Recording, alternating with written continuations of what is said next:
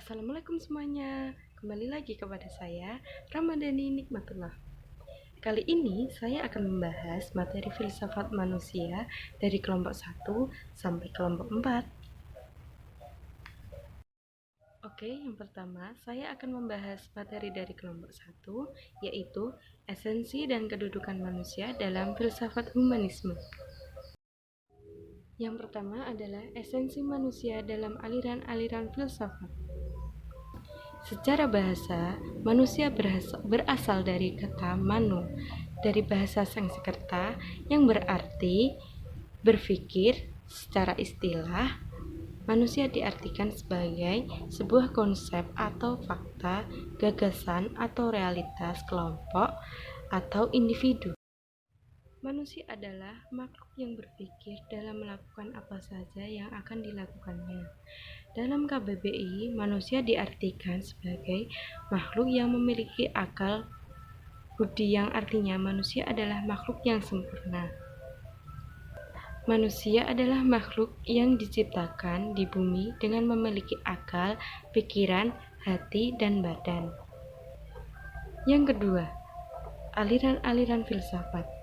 Filsafat manusia memiliki beberapa aliran. Pada setiap aliran memiliki pandangan atau pendapat yang berbeda. Dalam menafsirkan esensi manusia, berikut adalah aliran yang ada dalam filsafat manusia. Yang pertama adalah aliran materialisme, yang kedua aliran idealisme, yang ketiga aliran dualisme, yang ketiga aliran vitalisme, dan yang keempat aliran eksistensialisme. Selanjutnya saya akan membahas tentang filsafat humanisme. Istilah humanisme berasal dari kata Latin yaitu humanisme, yang berarti pendidikan manusia. Dan dalam bahasa Yunani disebut paideia, yaitu pendidikan yang didukung oleh manusia yang hendak mendapatkan seni liberal sebagai materi atau sarana utamanya, atau seni sebagai sarana utamanya. Humanisme sebagai konsep pemikiran yang pada awalnya ingin menempatkan manusia kembali pada nilai-nilai kemanusiaannya. Pada perkembangannya dapat dikatakan sebagai sejarah pemikiran yang mampu menggambarkan warisan intelektualnya. Yang selanjutnya, perbedaan antara humanisme religius dengan humanisme sekunder. Perbedaannya terletak pada humanisme sekunder melihat manusia atas dasar rasionalitasnya, sedangkan humanisme religius melihat manusia berdasarkan pada nilai-nilai moral sebagaimana yang lazim terdapat pada agama. Humanisme sekunder masih mempertahankan prinsipnya bahwa manusia mampu mengatur dirinya sendiri tanpa bantuan orang lain. Itu berarti manusia bisa menyelesaikan masalahnya sendiri tanpa bantuan orang lain. Selanjutnya, kedudukan manusia dalam filsafat humanisme dan ilmu-ilmu sosial humanistik. Manusia adalah pusat sentral dari realitas. Realitas manusia memiliki arti hak milik manusia, sehingga setiap kejadian, gejala, dan penilaian apapun harus selalu dikaitkan dengan keberadaan, kepentingan, atau kebutuhan manusia. Materi dari kelompok 2, yaitu manusia sebagai persona. Pengertian persona. Secara umum, persona adalah role alias peran. Asal kata persona yaitu dari bahasa Latin persona yang artinya topeng, dari bahasa kuno yang berarti persu, atau bahasa Yunani persorpi yang berarti juga topeng. Menurut Jung, persona adalah wajah yang ditampilkan seseorang kepada dunia, atau dalam pengertian yang agak kompleks dapat juga dikatakan sebagai kepribadian tertentu pada sekitar atau menyembunyikan sifat asli orang tersebut. Yang selanjutnya, pengertian individu dan persona. Thomas Aquinas, dimensi metafisik manusia adalah sebagai individu dan sebagai personal. Diajarkan dalam gagasan tentang individualitas dan personalitas. Manusia tidak dapat merubah individualitasnya. Ia hanya mampu menuju dimensi kodrat rasionalitasnya, sedangkan personalitasnya manusia berakhir pada jiwa, yaitu pemahaman. Selanjutnya, manusia sebagai persona menurut 3 pandangan. Yang pertama, pandangan ontologis. Yang kedua, pandangan psikologis.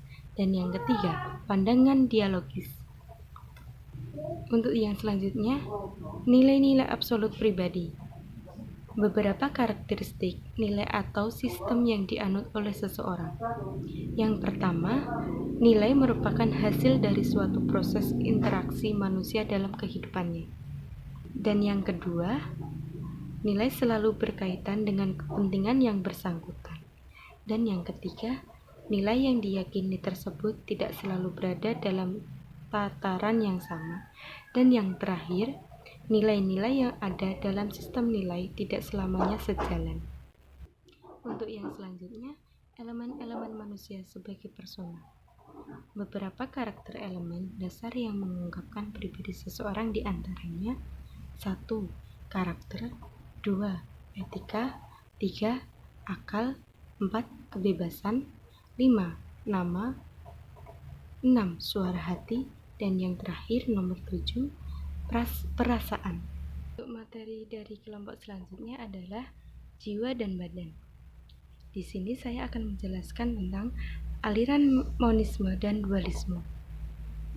Yang pertama, aliran monisme, yaitu aliran filsafat yang menolak pandangan bahwa badan dan jiwa merupakan 2 unsur yang terpisah. Dan aliran monisme sendiri memiliki 3 aliran, yaitu yang pertama, materialisme, yang kedua, teori identitas, yang ketiga, teori idealisme.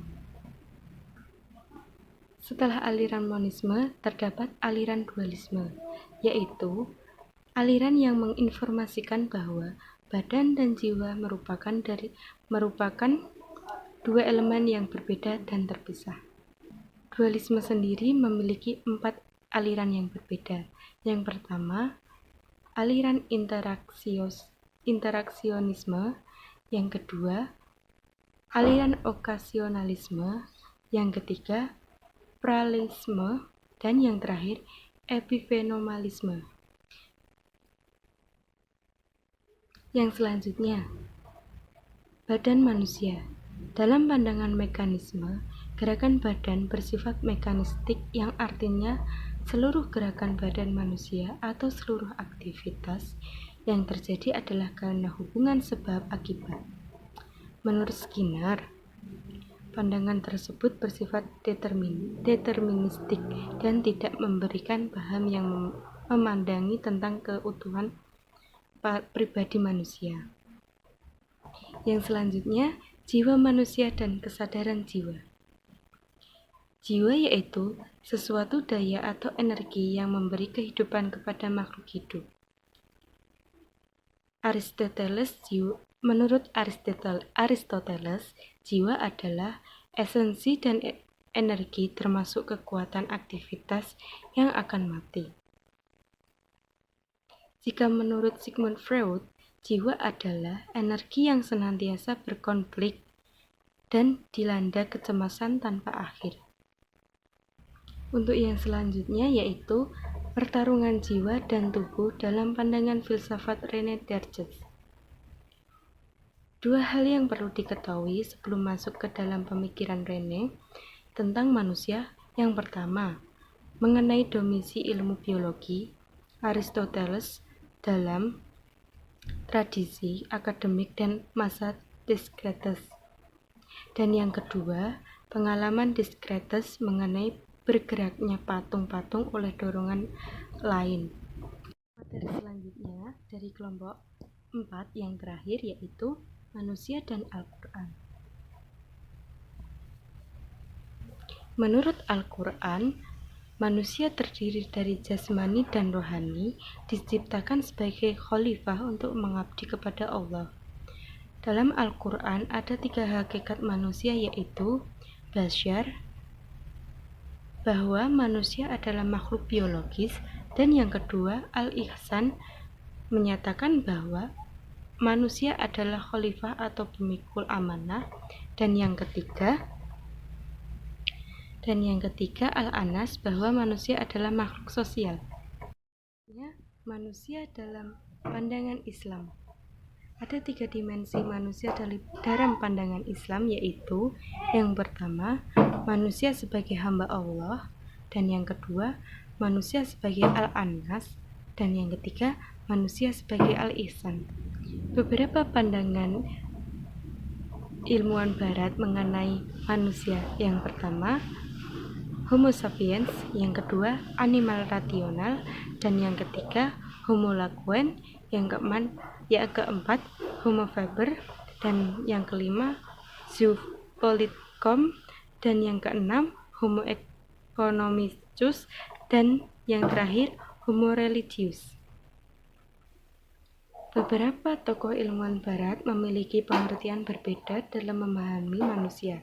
Di antaranya Plato, manusia didomasi oleh nafsu dan hasrat utamanya adalah materi. Dan yang kedua, Charles Darwin. Ia mengatakan bahwa manusia dan kera memiliki nenek moyang yang sama. Itu adalah 2 contoh mengenai tanggapan beberapa tokoh ilmuwan barat mengenai manusia. Dan untuk selanjutnya, pandangan Al-Quran tentang manusia. Yang pertama adalah yang tadi adalah Bashar. Bashar adalah dalam Al-Quran disebutkan sebanyak 27 kali, memberikan referensi pada manusia sebagai makhluk biologis.